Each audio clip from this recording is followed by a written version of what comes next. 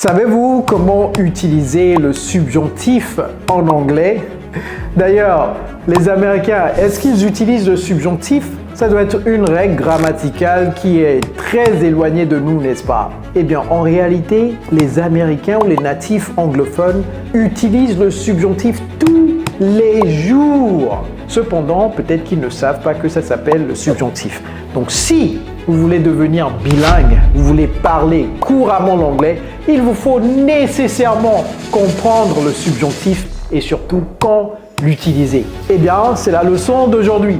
Après avoir regardé cette leçon, vous saurez exactement les 4 catégories dans lesquelles on utilise le subjonctif. Alors, à vos carnets de notes, ready? Let's go! Hello everybody, it's Coach Joe, your English coach. So without further ado, let's get started. The first way we use the subjunctive form is for wishes. Well, how do we use it for wishes? I will give you a couple of examples and you will see it. I wish it were what? Warmer. I wish it were warmer. Si seulement il faisait un peu plus chaud. Je vais partager le tableau en 4. 1, 2, et je trace bien. 3, beautiful.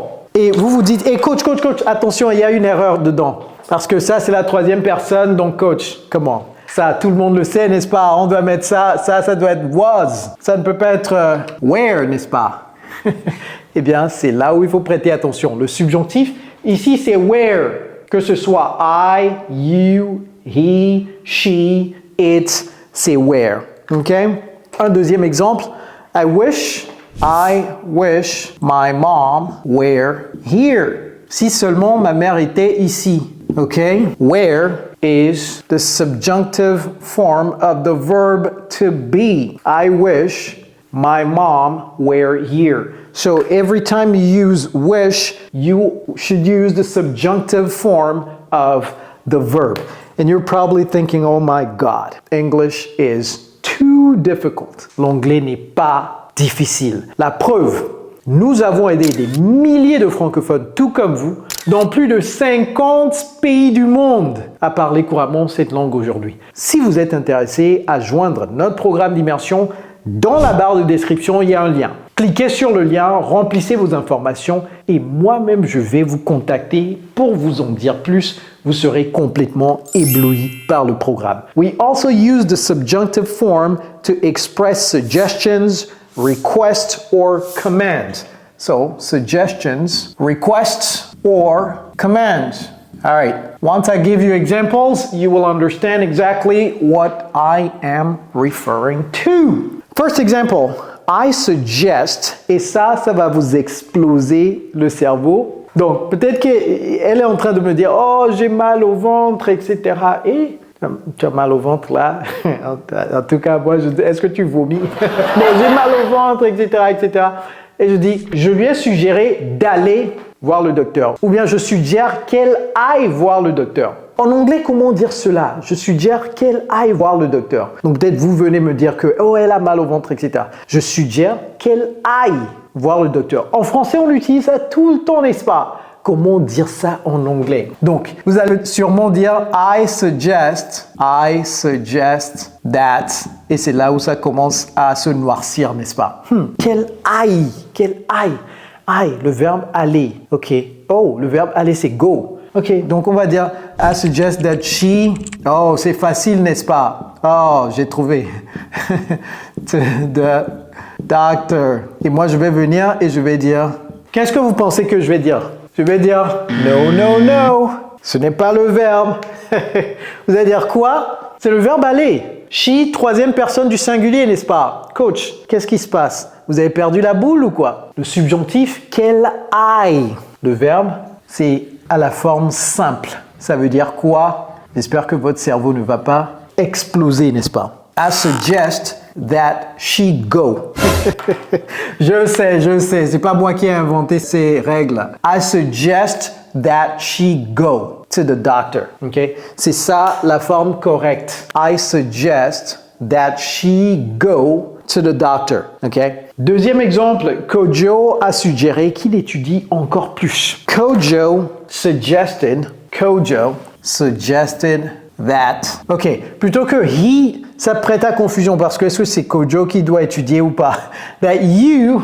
Oh, mais lorsque je mets you, je vais mettre she, comme ça on sait que c'est pas Kojo. Lorsque je mets you, vous n'allez pas comprendre ce que je suis en train de vous dire. That she study. Ah, là vous voyez que normalement c'est studies, she studies, elle étudie. Mais dans la forme subjonctive, c'est that she study harder. Encore plus, de façon plus acharnée. Kojo suggested that she study harder. So, here is the simple form of the verb. Rappelez-vous cela. C'est très important. Okay? All right. Another category of usage of the subjunctive is for counterfactual situations or hypothetical situations. Hypothetical, et ces mots-là, hypothetical or counterfactual situations. Okay? Hypothetical or counterfactual situations are situations that are not real. For example, si j'étais toi, j'allais dire oui à cette offre de travail. En anglais, if I were you, I would take the job. If I were you, I would take the job. The, c'est ça, les francophones disent the, n'est-ce pas? C'est the job. I would take the job. Okay? Here, you see the verb. J'ai pas dit if I was, n'est-ce pas? If I were. If I were you, I would take the job. If she were here, she would know what to do. Si elle était là, elle saurait quoi faire. If she were, encore une fois, ce n'est pas was. If she were here, she would know what to do. Est-ce que nos profs ont pris le temps de bien nous expliquer ces choses-là à l'école? C'est pourquoi on a développé un dégoût pour l'anglais. Parce que vraiment, tout était mélangé dans notre cerveau. D'ailleurs, dans le cerveau de nos profs, c'est sûr que c'était mélangé. All right, now you know how to use this. Si elle était là, elle aurait su quoi faire. Okay? We also use the subjunctive for necessity or urgency. Necessity. Vous voyez comment je prononce ça? Ou bien urgency. Urgency. For example, it is essential that he be informed immediately. C'est essentiel qu'il soit informé immédiatement. Comment dire soit? C'est le verbe être. It's essential, une nécessité, that he be informed immediately. Wow, this is not easy. Donc vous ne pouvez pas dire that he is informed immediately. Ça marche? Hein? Moi, je vous ai déjà donné la clé, hein?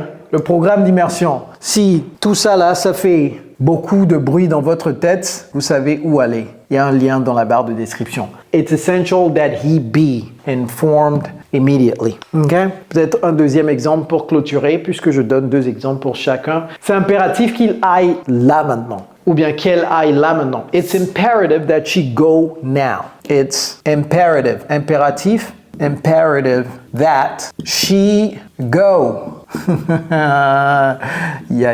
L'anglais des fois là, ça nous réserve quelques surprises, hein? Parce que si vous dites I go, you go, she go, c'est faux. Mais it's necessary that she go. It's crucial that she go. Necessary. D'abord, je vais souligner ça. It is necessary that she go. It is crucial that she go. It is, comment prononce-t-on ça? C'est pas vital, c'est vital that she go. It is critical that she go. Okay? All these words, start using them with the necessity or urgency in the subjunctive form. Prenez une capture écran, ça vaut de l'or. Ok, j'espère que ce cours vous a beaucoup aidé. Et si vous avez aimé ceci, c'est sûr que vous allez également aimer cette vidéo. Alors cliquez ici immédiatement, là maintenant. All right, everybody, it's Coach Joe, your English coach. Take care, guys.